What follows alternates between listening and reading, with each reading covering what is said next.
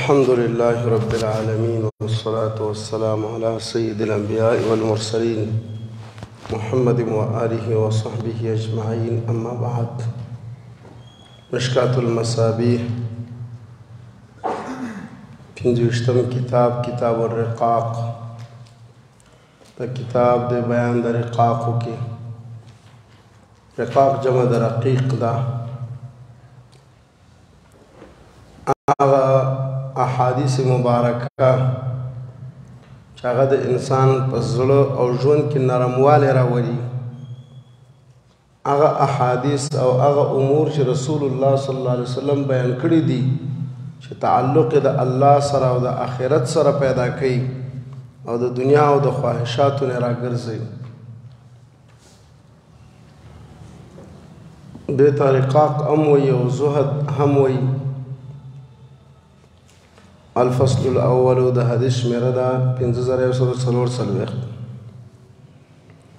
عن ابن عباس رضی الله عنهما قال قال رسول الله صلی الله علیه وسلم نعمتان مغبون فيهما كثير من الناس. دو نعمتونه دي چې تاوانی دي پکې ډېر خلک. یو الصحة والفراغ، یو صحت دی او دویم چې فراغ د وقت دی. اکثر خلک پکې تاوانیان دي، ډېرو کمو خلکو د صحت نه او د وقت نه فایده اخیسته ده. او حدیث کې ذکر کوي چې دا دواړه ډېر لوی نعمتونه دي، صحت او فراغ. امام بخاري 6412 رقم باندې دا ذکر کړی دی.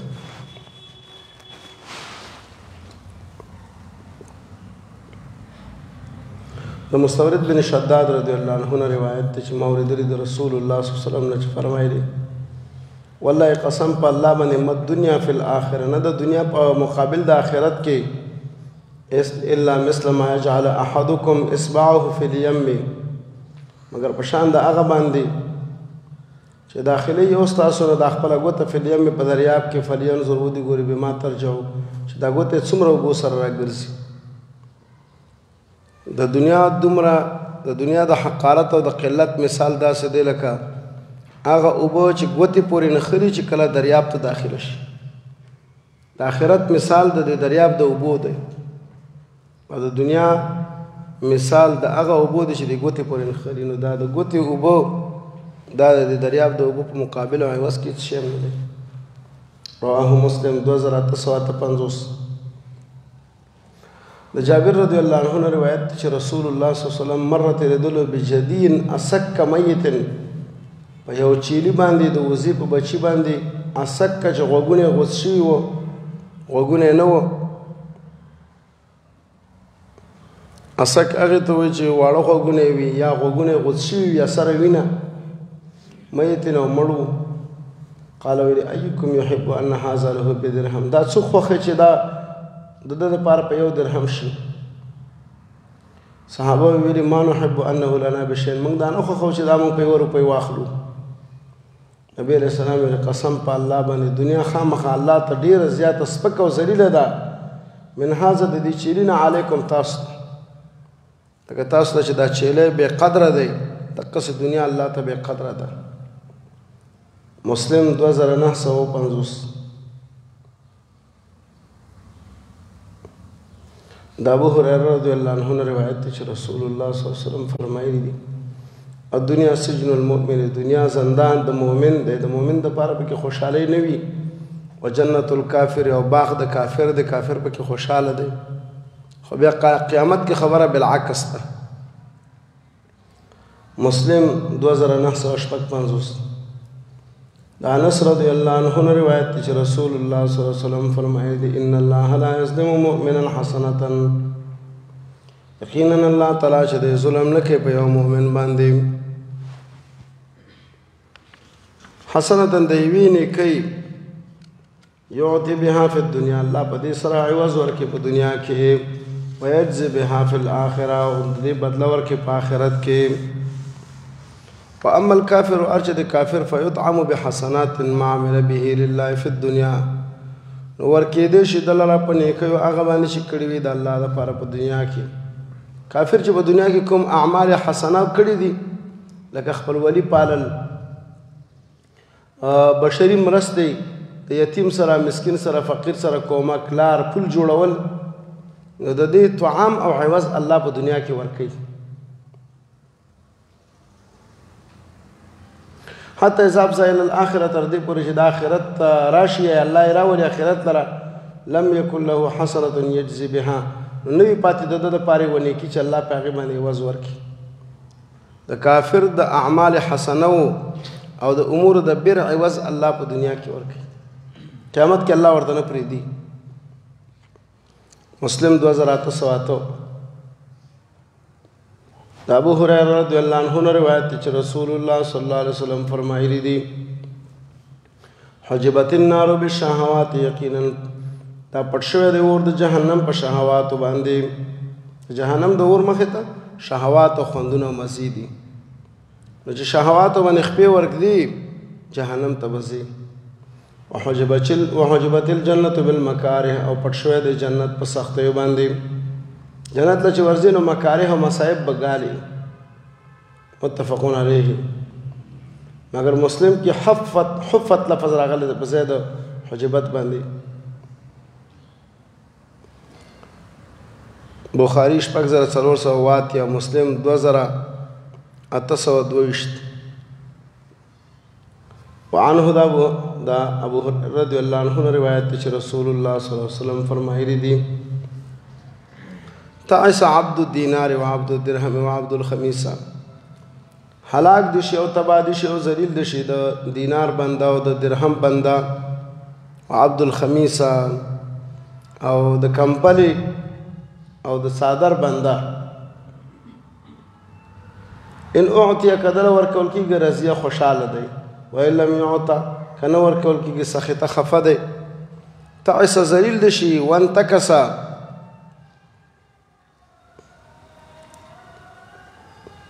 تعس وانتکسا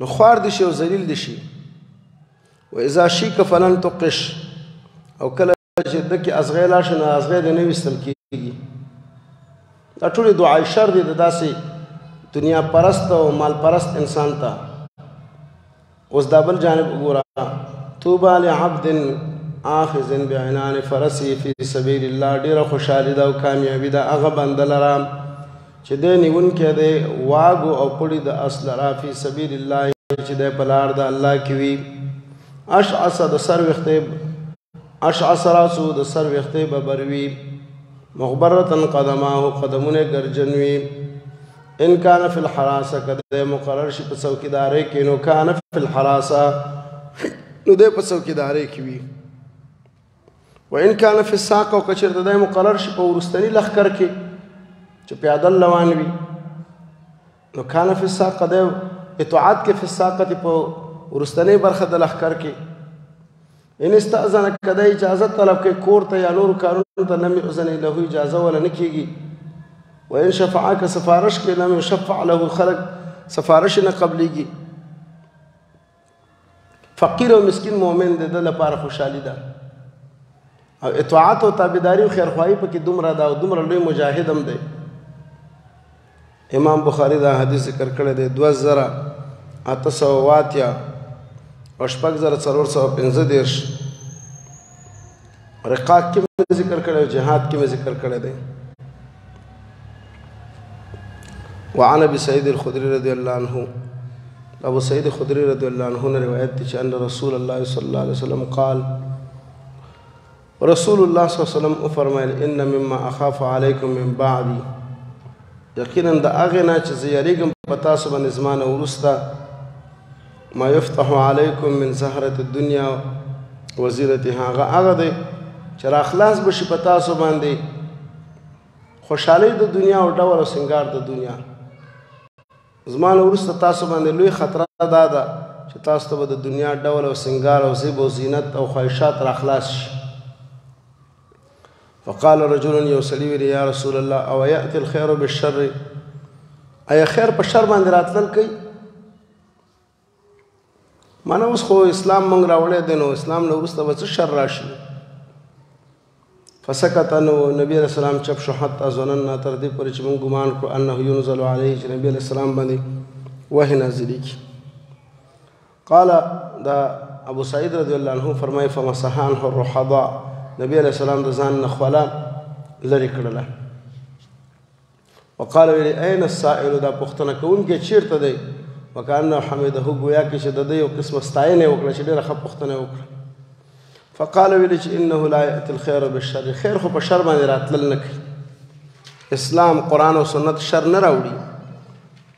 خو دومره خبره ده چې دا دنیا خوږه ده که چا به قدر حاجت واخیستله ډېره ښه ده او که چا پکې حرص او بخل او شرح وکړلو نو دا هلاکۍ او تباکۍ لکه د پسرلي ګلانو باندې چې بعضې حشرات او بعضې زنده سر ورباندې وشي نو دومره خوراک وکړي چې بیا ټک وچوي او مړه شي. نو دارنګه بعضې خلک په دې دنیا کې دومره ورننوځي چې ځانونه پرې تباه کړي. نو ویل وان مما ينبت الربيع یقینا د هغه بوټو او ګلانو نه چې پسرلی را زرغون کړي ما هغه د یقتل حبتا او یلم الا آکلة الخضر او یقینا د هغې نه چې را زرغونوي دا پسرلی ما هغه د یقتلو چې ووژني حبتا د خېټې د پړسوب نه او یلمو او یا نږدې وي وژلو ته الا آکلة الخضر مګر هغه خوړونکي د شینکیو بوټو.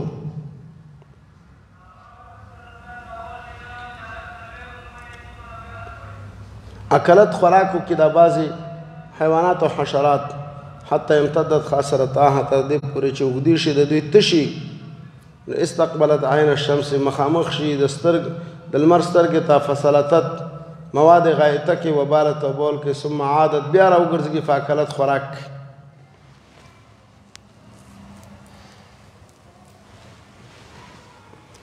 اوس فرمایي وان هذا المال خضرة خضرة یقینا دا مال چې د خضرة دا شین دی حلوة خوږ دی رنګ مې ښایسته دی او خوږ هم دی. فمن اخذه بحقه چا چې د خپل حق موافق واخیستلو ووضعه فی حقه او حق استعمال کړو فنعم المعونته نو دا مال ډېر ښه کومک کوونکی دی او ډېره ښه معونه ده د سره. ومن اخذه بغیر حقه او چا چې واخیستلو بغیر د قانون شرعي نه کان کالذي یأکل ولا یشبع دا په شان د هغه چا دی چې خوراک کوي او مړېږي نه. ویکون شهیدا علیه یوم القیامه دا به ورباندې ګواهي کوونکی په ورځ د قیامت کې دا مال به ورباندې شهید او ګواهي په ورځ د قیامت کې. بخاري 1455 صحیح مسلم 1052. وعن عمرو بن عوف رضي الله عنه قال قال رسول الله صلى الله عليه وسلم فوالله للفقر اخشى عليكم قسم په الله باندې د فقر نه زه په تاسو نه یریږم ولكن اخشى عليكم لیکن زه په تاسو باندې یریږم ان تبسط عليكم الدنيا چې په تاسو باندې به دا دنیا را فراخ شي را خوره بشي کما بسطت على من كان قبلكم لکه څنګه چې دا را فراخ شي او په مخکنیو امتونو باندې فتنافسوها نو تاسو په دې کې شوق او سیالي وکړئ او حرص پکې وکړئ. منافسه حرص شوق رغبت کما تنافسوها لکه څنګه چې دې کې مخکنیو امتونو سیالي کړې وه. وتهلککم دا دنیا به تاسو تباه کړي کما اهلکتهم لکه څنګه چې دوی تباه کړي وه. متفق علیه بخاري 1455 او مسلم 1052. دا ابو هريره رضی الله عنه روایت دی چې رسول الله صلی الله علیه وسلم به فرمایل اللهم اجعل رزق آل محمد قوتا یا الله تو وګرځې رزق د کورنۍ د محمد صلی الله علیه وسلم قوتا بقدر حاجت چې د مرګ نه به بچ. وفي روایت نه بل روایت کې راځي کفافا یا الله د دې د حاجت برابر کړي. متفق علیه بخاری.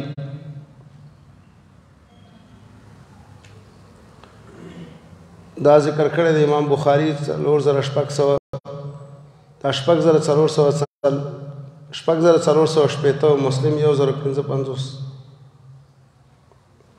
دا مخکنی حدیث د عمرو بن عوف سے ان تبسط علیکم الدنیا والا حدیث امام بخاری 4015 امام مسلم 2918 باندې ذکر کړو.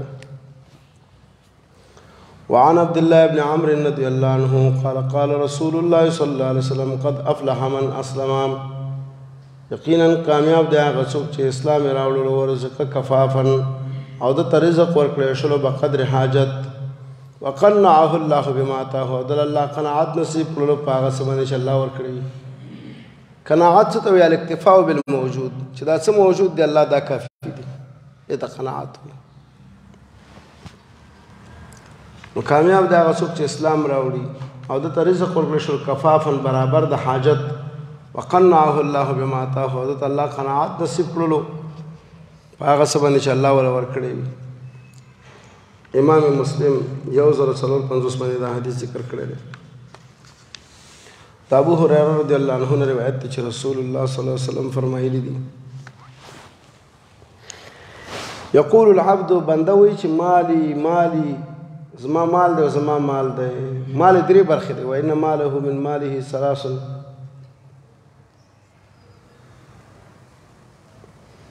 ان ماله من ماله ثلاث، یقینا شته د پاره د مال د دنه درې برخې.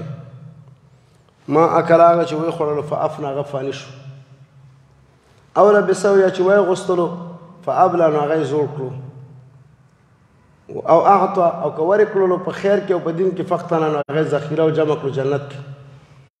وما سوا ذلك او هغه چې غیر وي د درې قسمونو نه فهو ذاهب دې ته نه تلونکی دی وتارکه للناس او د مال پرېښودو نور وارثانو ته. ستا مال څه پاتې شو؟ رواه مسلم 2950.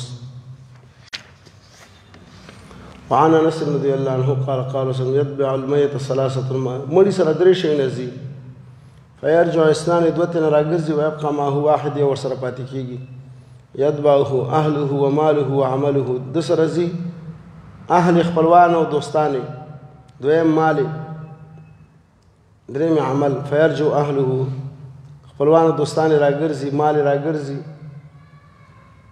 کوم اسبابو کې چې د جنازه وړل شوې ده، کوم شان باندې قبر کنستل شوی دی. ويبقى عمله عمل سره پاتې شو، حساب ورکوه. بخاری 6514، مسلم 2980. عبد الله بن مسعود رضی الله عنه نے روایت دی چې رسول الله صلی الله علیه وسلم فرمایلی دي ايكم مال وارثه احب اليه من ماله. پتا څه که څوک دی چې مال د وارث ولا ډیر خوښ وي د خپل مال نه، دوی دی د الله رسول هیڅوک نشته دی مگر خپل مال ولا ډیر خوښ دی د مال د وارث نه. نو نبی رسول الله فإن ماله یقینا د انسان مال چې د ما قدم هغه دی چې د مخ کې ولېګلو جنت لره، ومال وارثه او مال د وارث چې د ما اخر هغه دی چې د ځان نه وروسته پرېښود نور وارثانو ته. بخاری 6442. دا مخکې حدیث د انس رضی الله عنه دا خو صحیحینو ذکر کړی و. متطرف روایت کې د خپل پلار نه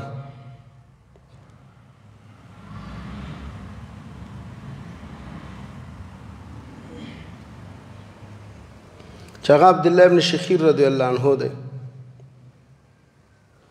وزرانم نبی علیہ الصلوۃ والسلام ته هو يقرأ نبی علیہ السلام لوستلو الهاکم التکاثر.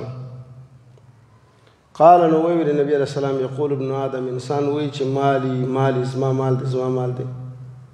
قال نبی علیہ السلام وی چې وهل لك يا ابن آدم او نشته د ستا دپاره یا انسان الا ما اکلت مگر هغه چې تا وخوړلو فافنیت هغه دې فنا کړو او لبست یا د واغوستلو فابلیت هغه د زور کړو تصدقت یا د صدقه کړو فامزیت هغه د جنت ته ولېږلو.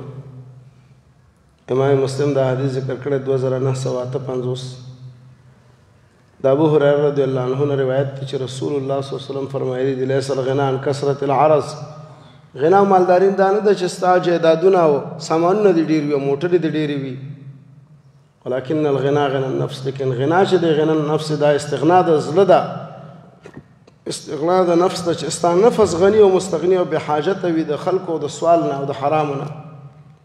متفق علیه. بخاری 6446، مسلم 1051. الفصل الثاني.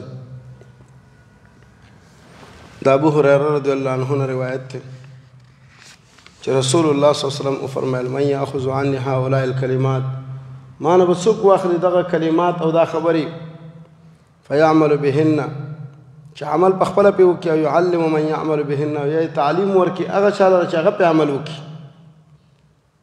ابو هريره رضی الله عنه وایي چې ما ورته ویل یا رسول الله دا کار به زه وکړم یا د الله رسوله فاخذ بیدي زه د لاس نه ونیولم فعد خمسا پنځه راته وشمېرل زما په دې لاس کې. اول اتق المحارم تكن اعبد الناس د حرامو نه ځان ساته ته په ټولو خلکو کې زیات عبادت کوونکی.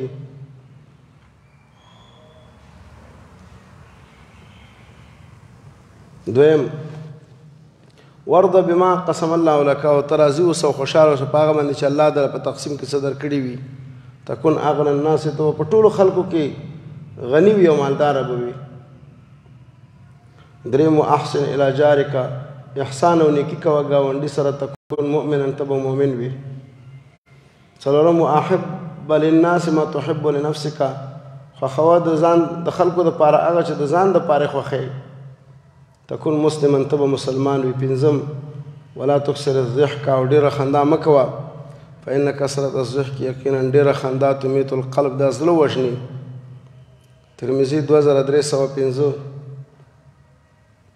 امام احمد هم دا راوړی دی. امام ترمذي چې حدیث غریب دی.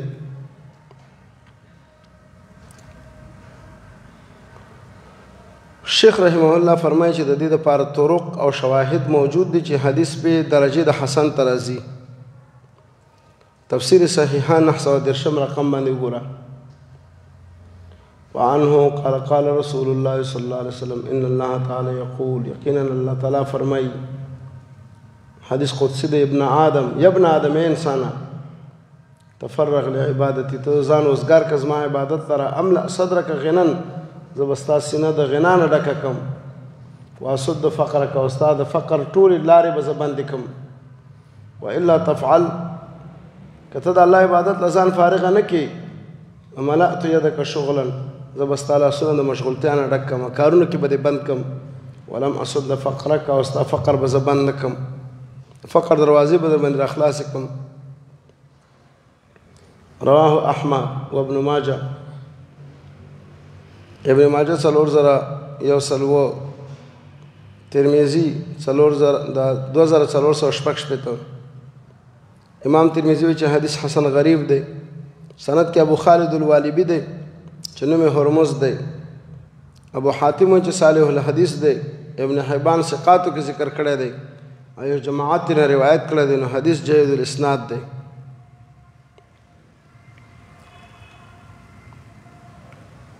خو سند کې زایده ابن نشید دی چې د هغه نه صرف 2 کسانو روایت کړی دی. ابن حبان فقط توثیق کړی دی.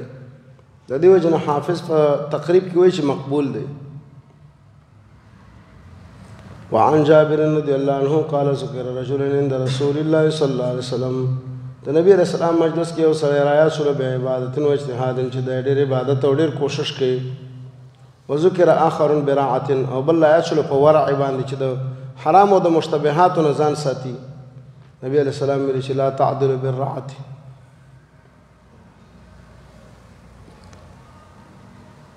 شیئا یو شی نه برابرېږي د ورع سره. نبی علیہ السلام رعاتون سره څه شی قص کی ورع نو یو شی د ورع سره نه برابرېږي. ورع ډېر لوی شی دی چې د حرام او د شبهاتو نه ځان وساتي. ترمذي 2519 امام ترمذي وایي چې دا حدیث حسن غریب دی. د دې په سند کې محمد ابن عبدالرحمن بن نبیح دی او دا مجهول دی. ضعیفه 4819 رقم باندې تفصیل وګوره. د عمرو بن میمون اودي رضی الله عنه روایت دی. دی وایي چې رسول الله صلی الله علیه وسلم وفرمایل رجل یو سړي ته وهو يعظه دی ولا وعظ کوي اغتنم 5 قبل 5 پنځه شیونه غنیمت وګڼه کامیابي وګڼه مخکې د 5 شیانو د راتللو نه. شبابک قبل حرمک ځواني دی غنیمت وګڼه مخکې د بوډاتوب د راتللو نه. او صحت دی غنیمت وګڼه قبل سقمک مخکې د مرض راتللو ستانه. وغناک او غنا دی غنیمت وګڼه مخکې د فقر ستانه. او فراغ دی غنیمت وګڼه مخکې د مشغولتیا ستانه په نورو کارونو کې. او ژوند دی غنیمت وګڼه مخکې د مرګ ستانه. امام ترمذی دا روایت مرسلن راوړی دی.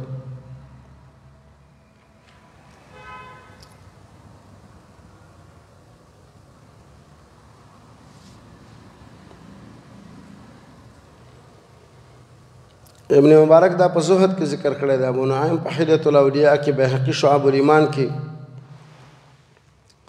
او د دې لپاره په متصل سند باندې د ابن عباس رضی الله عنه نه شاهد موجود دی او سند صحیح دی. صحیح الترغیب کې هم ذکر شوی دی 3355 رقم باندې. د ابو هريره د نبی صلی الله علیه وسلم نه روایت کې چې نبی علیہ السلام فرمایلی دي ما ينتظر احدكم، انتظار نه کوي یو ستاسو نه الا غنا مطغيا، مگر د داسې غنا چې د کې به طغیان او سرکشي پیدا کی، او فقرا منسیا، یا انتظار کې د داسې فقر منسیا چې د دنه به ټول امور ایر کی، او مرضا مفسدا، یا انتظار کې د داسې یو مرض مفسدا چې د باندې به فساد او تاوان راوړي، او حرما مفندا، یا داسې بوډاتوب چې د لره به فنا کی، او موتا مجهزا، یا د انتظار کې د داسې یو مرګ مجهزا چې هغه تیار آماده دی، او یا انتظار د دجال کې فالدجال شر غائب ينتظر، دجال خو ډېر بدترین غائب دی چې د انتظار کیږي، او الساعة یا داخله کې انتظار د قیامت کوي، خو ساعة ادها و امر، او قیامت خو ډېر هیبتناک دی، و امر او ډېر تریخ دی. نو تاسو د دې شیانو انتظار کوئ، د دې شیانو انتظار مه کوئ، بیا تاسو ته موقع د ایمان او د نیکو اعمالو د توبې نه درکوي. که هغه غنا ده سړي کې طغیان راولي، فقر نسیان راولي، مرض فساد راولي، بوډاتوب نفات او فنا راولي، موت خو ته بالکل برابر دی، او دجال د هغې انتظار کېږي، قیامت راتلونکی هیبتناک دی. ترمذي او نسائی دا روایت راوړی دی. ترمذي 2306. امام ترمذي وایي چې حدیث حسن غریب دی.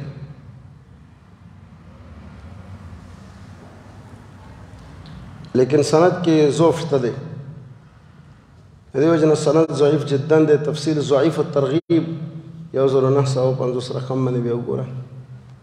وعنه د ابو هريره رضی الله عنه نه روایت دی چې رسول الله صلی الله علیه وسلم فرمایي دی الا خبردار ان الدنيا ملعونه، دنیا باندې لعنت ویل شوی دی، ملعون ما فيها، لعنت ویل شوی دی هغه چې په دې کې دي، الا ذکر الله، مگر هغه څه چې په هغې کې د الله یاداشت وي، د الله توحید وي، وما والاه، هغه چې د الله سره د هغې تعلق پرې راځي.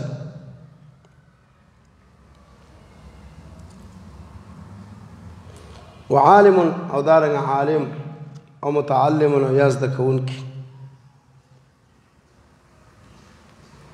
په دې باندې بیا لعنت نشته دی چې ذکر د الله وي، او هغه څه چې د الله سره په ولایت او دوستانه راځي، او هغه څوک چې د الله سره موالات او دوستانه وي، او دارنګه عالم د دین او زده کوونکی د دین. ترمذي او ابن ماجه دا حدیث ذکر کړی دی. ترمذي 2322، ابن ماجه 4112. امام ترمذي وایي چې حدیث حسن غریب دی، حدیث حسن دی. تفسیر صحیحه 2990 رقم باندې وګوره. سهل ابن سعد رضی الله عنه نه روایت چې رسول الله صلی الله علیه وسلم فرمایلی دی لو كانت الدنيا تعدل عند الله جناح بعوضه، که چېرته دا دنیا برابره وي د الله په نسبت باندې د ماشي د وزر په اندازه باندې، نو ما سقا کافر منها شربة ماء، کافر ته به د دې نه یو غړپ او یو ګوټ د اوبو نه وی ورکړی، ځکه الله دشمن ته ښه شی نه ورکوي. خو دا چې کافر ته دنیا ډېره ورکړې ده، نو معلومه دا شوه چې دا الله ته قیمتي نه ده. رواه احمد والترمذي وابن ماجه. ترمذي 2320. امام ترمذي دې حدیث ته صحیح وایي.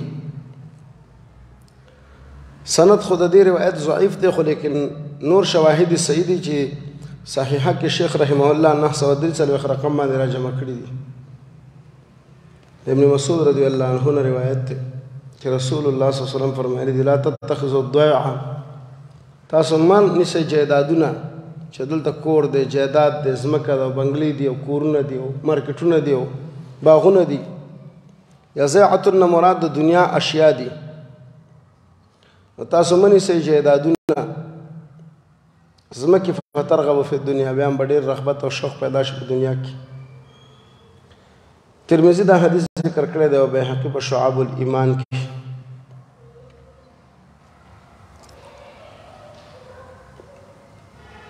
ترمذي 2328 سند جيد دی. صحیحات 12 رقم باندې تفصیل وګوره. دا ابو موسی اشعری رضی الله عنه نه روایت دی چې رسول الله صلی الله علیه وسلم فرمایلی دي من احب دنیاه، څوک چې ډیره مینه کوي د دنیا سره، ضر بآخرته، د خپل آخرت ته ضرر او تاوان ورکړي. او څوک چې د آخرت سره ډیره مینه کوي، ضر بدنیاه، هغه به خپلې دنیا ته لږ ضرر ورکوي. فآثروا ما يبقى على ما يفنى، تاسو غوره کړئ هغه شی چې هغه همیشه پاتې کېږي چې آخرت دی، په هغه څه باندې غوره کړئ چې هغه فاني کېږي چې دنیا ده. رواه احمد والبيهقي في شعب الايمان.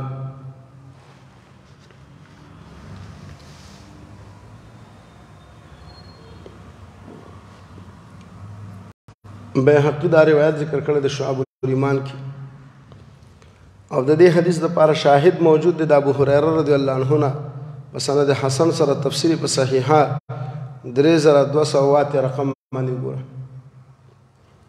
ابو هريره د نبی علیہ السلام نه روایت کی چې نبی علیہ السلام فرمایي لعن عبد الدینار ولعن عبد الدرهم، لعنت شوی دی د دینار په بنده باندې او لعنت شوی دی د درهم په بنده باندې چې دینار او درهم پسې لګېدلی دی او حلال او حرام نه ګوري، فرایض نه ګوري او آخرت او مرګ ته نه ګوري.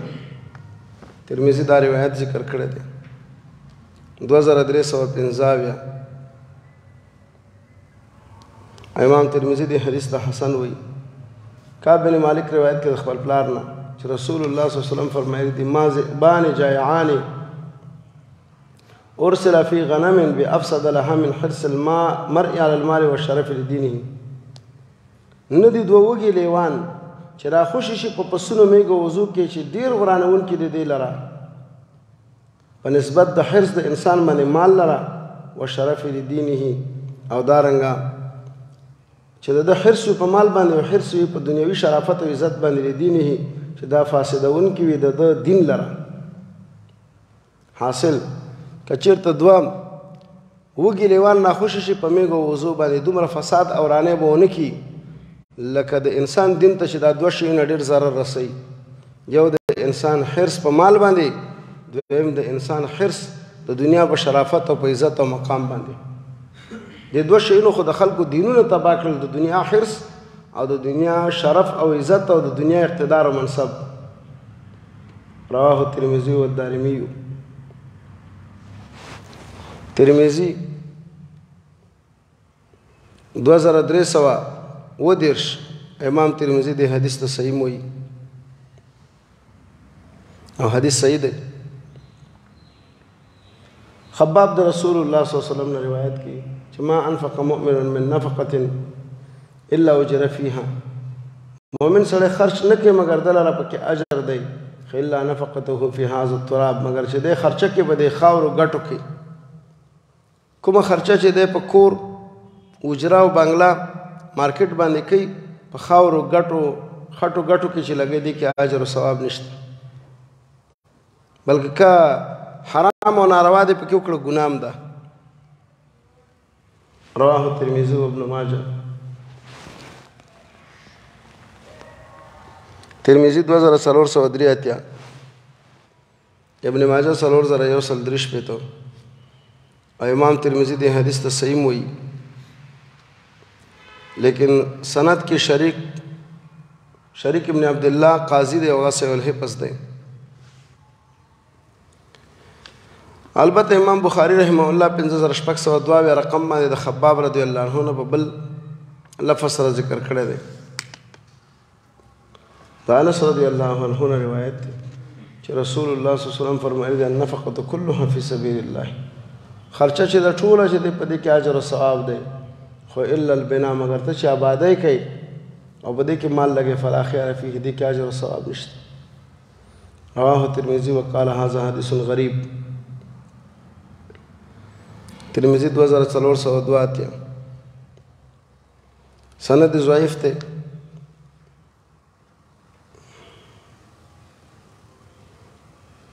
د دې وجه نه ضعیفه سره څلور اویا رقم باندې ذکر کړی دی. بیا شیخ رحمه الله فرمایي د وروسته نورو تحقیقاتو نه راته معلومه شوله چې دا حدیث سندن صحیح دی، نو د دې وجه نه مې صحیحۍ ته رانقل کړو.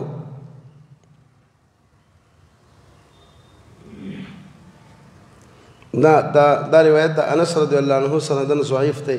تفسیر په ضعیفه کې وګورئ 1061 رقم باندې.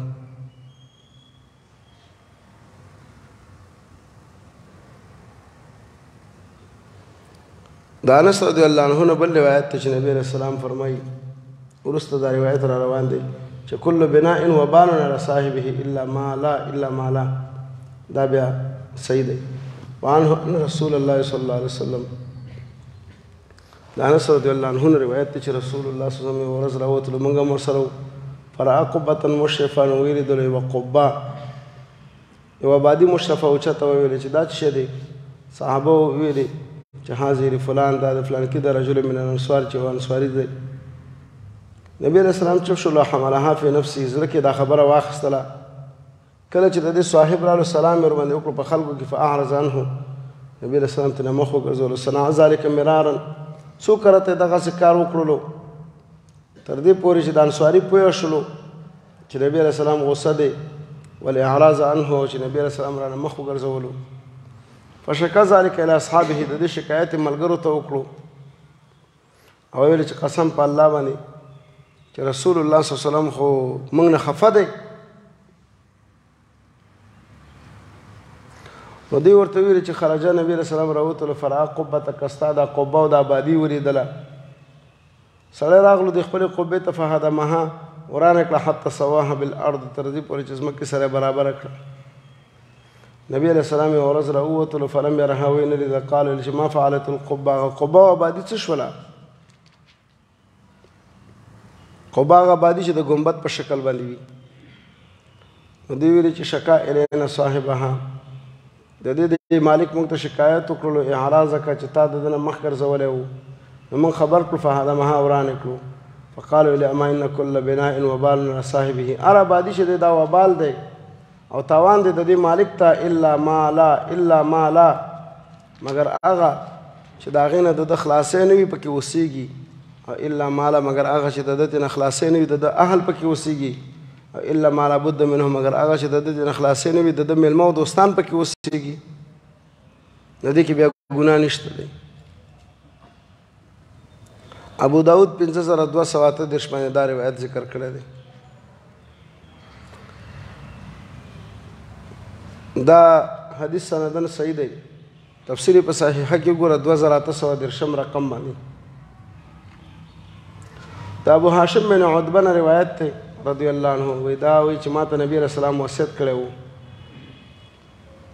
او ما ته دا خبره راسپارلې وه چې انما یکفیک من جمع المال یقینا پوره دی تا لره د جمع کېدلو د مال نه خادم و مرکب فی سبیل الله وسورلي په لارې د الله کې چې تا سره خادم وي او تا سره سورلي وي نو تا مال.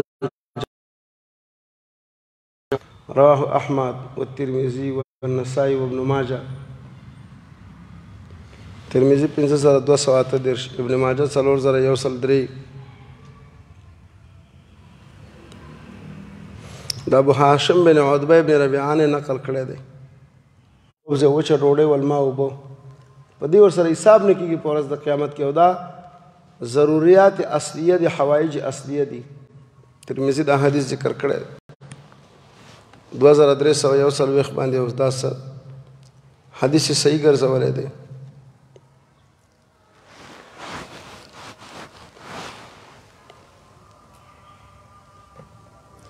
لیکن د دې سند ضعیف دی. تفسیر بیا په ضعیفه کې وګوره 1063 رقم باندې. د سهل ابن سعد رضی الله عنه نه روایت دی چې یو سړی رالو ویل ای د الله رسوله دلني علی عمل ما ته ښودنه وکړه د داسې یو عمل اذا انا عملته چې کله زه په دې باندې عمل کوم احبني الله الله ما سره پې مینه کوي واحبني الناس خلق په ما سره مینه کوي. نبی علیہ السلام ورته ویلي چې ازهد فی الدنیا دنیا کې زهد او بې رغبتي او بې شوقي پیدا کا یحبک الله الله به در سره مینه کوي. وزهد فيما عند الناس او ته بې شوقه شه د هغې نه چې د خلکو سره دي يحبك الناس خلق به تا سره په محبت کوي. امام ترمذي ابن ماجه دا حدیث راوړی دی.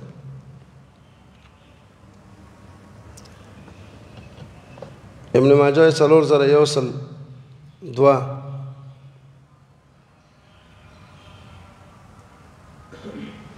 د دې په سند کې کذاب راوي شته دی لیکن حدیث په مجموع الطرق باندې صحیح دی. تفسیر بیا په صحیحه کې وګوره 944 باندې د ابن مسعود رضی الله عنه روایت دی چې رسول الله صلی الله علیه وسلم نام علی حصیر د یو ځل ویده شو په پوزي باندې فقام چې ودرېدلو وقد اثر فی جسده او یقینا د پوزي پټو نښې جوړې کړې وې د نبي صلی الله علیه وسلم په بدن باندې. ابن مسعود سے ورته ویلي یا د الله رسول الله امرتنا که تا موږ ته امر کړی وای نفس تلکه نو موږ به تا ته څه غوړولي وی ونعمل او موږ به تا ته یو ښایسته څادر او جامه پې اچولې وی. نبی علیه السلام ویلي مالي ولید دنیا زما څه تعلق دی څه دی ما لره او دنیا لره زه په دنیا باندې څه کوم. وما انا والدنيا وزما او د دنیا مثال خو نه دی الا کراکب مگر بشان د هغه سور انسان استظل تحت شجرة چې سورې حاصل کې لاندې دی ونې نه ثم راح بیت نه روان شو ترکها او دا پرېږدي. خو دنیا نه روان یم او تلونکی یم دنیا کې همیشه اقامت کوونکی او پاتې کېدونکی نه یم. لکه یو مسافر چې دی ونې لاندې دمه کوي همیشه هلته نه پاتې کېږي خپله دمه ترې نه حاصله کړي او نور ځي. رواه احمد و ترمذي و ابن ماجه.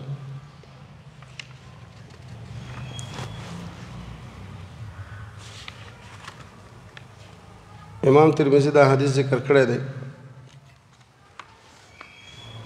2322 امام ترمذي ورته صحیح ویلي دي. ابن ماجه 4001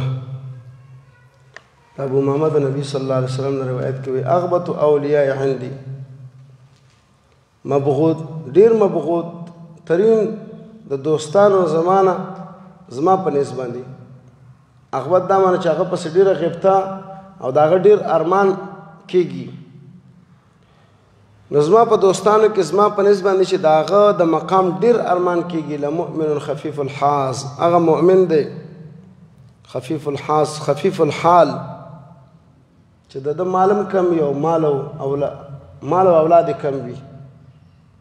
ذو حظ من الصلاة خاوند لوی برخې د مانځه نه ښایسته مونځ کوي احسن عبادت تربه خیسته کې عبادت د رب العالمین و اطاعه فی السر او د الله اطاعت کې په پټه باندې وکانه غامزا فی الناس او د په خلکو کې پټ ژوند کې لا یشار الیه بالاصابع د اشاره په ګوتو باندې نه کېږي چې فلان صاحب او ډیر مشهور صاحب. وکانه رزقه کفافا او رزق چې دی هغه کفاف او پورواله د خپل حاجت کوي. فصبر علی ذلک پام دی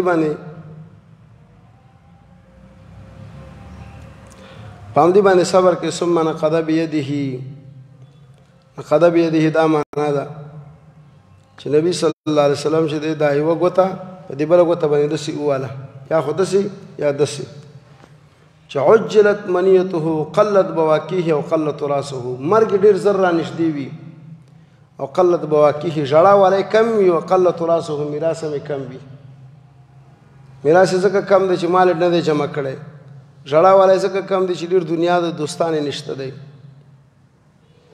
امام ترمذي 2340 امام ترمذي وایي چې حدیث حسن دی خو سند کې عبید الله ابن زهر دی چې هغه روایت کې د علي ابن یزید نه او دا ضعیف سند دی. امام احمد ابن ماجه په بل طریق باندې ذکر کړی دی هغه ضعیف دی.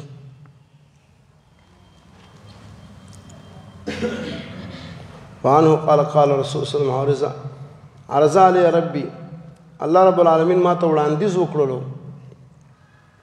لیجعل لی بطحاء مکة ذهبا چې وګرځې ما لره دا د مکې علاقه د سرو زرو نه بطحا نه خو یا مراد ابطح یا ترېنه خوړونه او علاقې د او وادي د مکې. فقلت ما ورته چې لا یا رب دا مې نه دي په کار یا رب ولكن اشبع يوما واجوع يوما چې یو ورځ موړ یم یو ورځ وږی یم کله چې زه وږی کېږم تضرعت الیک وذکرتک تا ته به عاجزي کوم او تا به یادوم او کله چې زه موړ یم حمدتک ستا حمد به کوم او شکرتک او ستا شکر به ادا کوم. امام احمد دا روایت راوړی دی. امام ترمذي 2340. امام ترمذي وایي چې حدیث حسن دی. سند کې عبید الله ابن زهر د علي ابن یزید نه او دا ضعیف دي.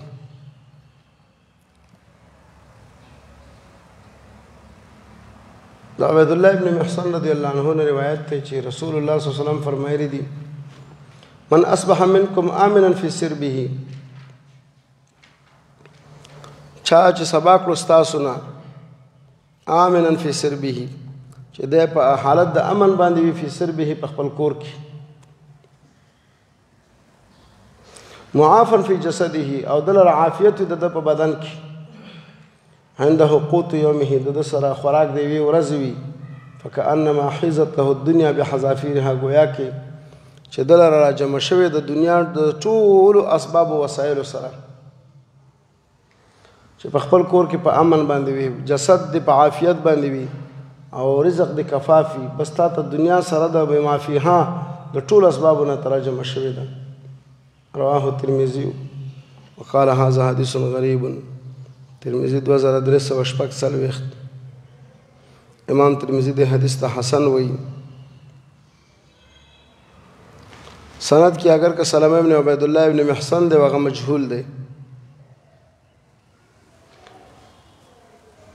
او ابن حبان او ابو نعیم د ابو درداء رضی الله عنه نقل کړی دی. خدای په سند کې عبد الله ابن هانئ متهم راوی دی او حدیث حسن دی. تفصیلی بیا په صحیحه کې وګوره 2348 باندې. مقدام بن معدی کرب رضی الله عنه روایت چې ما اوریدلی د رسول الله صلی الله علیه وسلم نه یقول چې فرمایلی ما ملأ آدمی وعاء شر من بطن نډک یو انسان یو بوجه یو لوخه چې هغه ډیر بد وي د خېټې نه دا خو ډیر بد لوخه دی چې ته ډکه او داسې خوري او ورتخته کې په حسب ابن آدم کلات انسان د پاره دومره نوړی بس دی د ډوډۍ یقمن صلبه چې د ملا ودرې فإن كان لا محالة خامخه به ډېر خوراک کوي فثلث طعام وثلث طعام نو درېمه برخه د خوراک د پاره درېمه برخه د اسکاک د پاره وثلث لنفسه او درېمه برخه د ساه ویستلو د پاره او دومره مې ورډکه او مې ورتخته کوه چې بیا سام نشي ویستی. امام ترمذي 2380. امام ترمذي دې حدیث ته حسن وایي. تفصیل په ارواء الغلیل کې وګوره 1983. د ابن عمر رضی الله عنه روایت چې نبی علیه الصلاۃ والسلام واردل دی سړی نه تجشعو چې ایټ کې کول تر ډوډۍ نه وروسته نبی علیه السلام چې اکثر من جشائکا بند کړي دا ایټ کې دی فإن أطول الناس جوعا يوم القيامة یقینا اوږده د خلکو نه په لوږه کې په ورځ د قیامت کې اطولهم شبعا فی الدنیا چې دا به اوږده په مړېدلو کې په دنیا کې چې چا به ځان ډېر مړولو هغه به په ورځ د قیامت کې ډېر وږي وي. شرح سنه کې امام بغوی دا روایت ذکر کړی دی. امام ترمذي دا روایت ذکر کړی دی 2487. ابن ماجه 3350. امام ترمذي دا حدیث ضعیف ګرځولی دی خو د شواهدو د وجې نه دا مرتبه د حسن ته راځي. صحیحه 343 رقم باندې وګوره.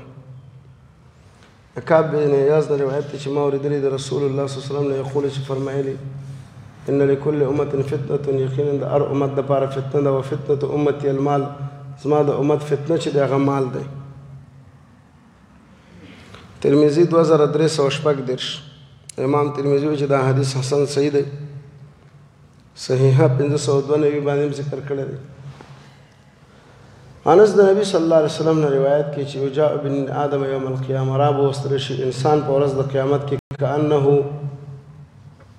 بزج ته به وایي چې دا د پسه بچی دی وری دی بزج فیوقف بین یدی الله وبدرول شي د الله مخې ته فیقول له الله ورته اعطیتک وخولتک تاله مې درکړي وو وخولتک او در سپارلي مې وو وانعمت علیک او تاله مې باندې مې ډېر احسانات کړي وو فما صنعت تا پکې څه کړي وو نو دی به وایي چې یا ربه جمعته ما د عمل جمع کړی وو ثمرته ډېر کړی مې وو فترکته اکثر ما کان پرېمښدلو زیات د هغې نه چې وو فرجعني ته ما ولېږه آتک به کله چې ټول درته راوړم الله ورته اریني ما قدمت ما ته وښیه چې تا کوم نیک اعمال رالېږلي دي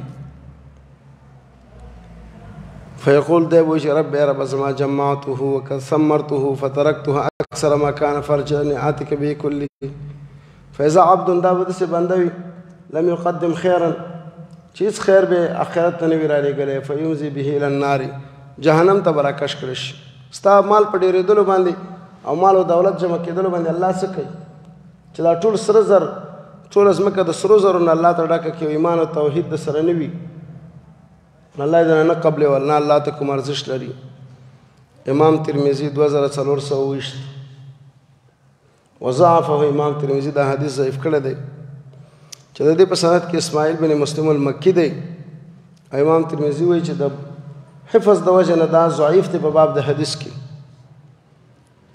اول په دې کې عنعنه د قتاده او د حسن بصري دواړو دا دواړه مدلسین دي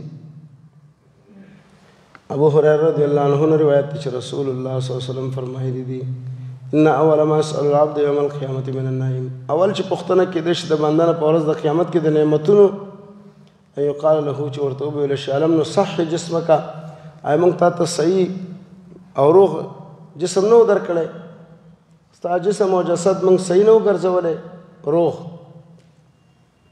ونرویک من الماء البارد او ته موږ نه وي موړ کړی په یخو اوبو باندې په نعمتونو کې اول پوښتنې د دې دي امام ترمذي دا روایت ذکر کړی دی د صحت د بدن او د یخو اوبو تسألون یومئذ عن النعیم 3350 امام ترمذي وایي چې حدیث حسن صحیح او غریب دی صحیحه 509 کې صحیح ګرځولی دی ابن مسعود د نبی صلی الله علیه وسلم نه روایت کې چې لا تزول قدما ابن عبد یوم القیامت همیشه د پاره به ځای په ځای باندې ولاړې وي قدمونه د انسان په ورځ د قیامت کې تر دې پورې چې پوښتنه ترې وشي د 5 شیانو ځای په ځای باندې انسان ولاړ خوځېدی به نشي د 5 شیانو حساب به ورسره کېږي اول عن عمره فيما افناه عمر د څه کې فنا کړی و دویم عن شبابه فيما ابلاه ځواني د څه کې زړه کړې وه درېیم عن ماله مما اکتسبه مال دې د کوم ځای نه ګټلی و څلورم وفيما انفقته څه شي کې د خرج کړی و پنځم وماذا عمل فيما علم او کوم علم او پوهه چې د حاصله کړې وه په هغې د څومره عمل کړی و ترمذي دا روایت راوړی د 2414 او ویلي چې دا غریب د اشاره ضعف ته کړې ده لیکن حدیث صحیح دی د وجه د شواهدو نه صحیحه 946 رقم باندې ذکر شوی دی الفصل الثالث دا به ان شاء الله تبارک وتعالى سبا درس کې وایو سبا به ان شاء الله تبارک وتعالى 8 بجې درس وایو نن لږ څه عذر د وجې نه تاخیر راغلی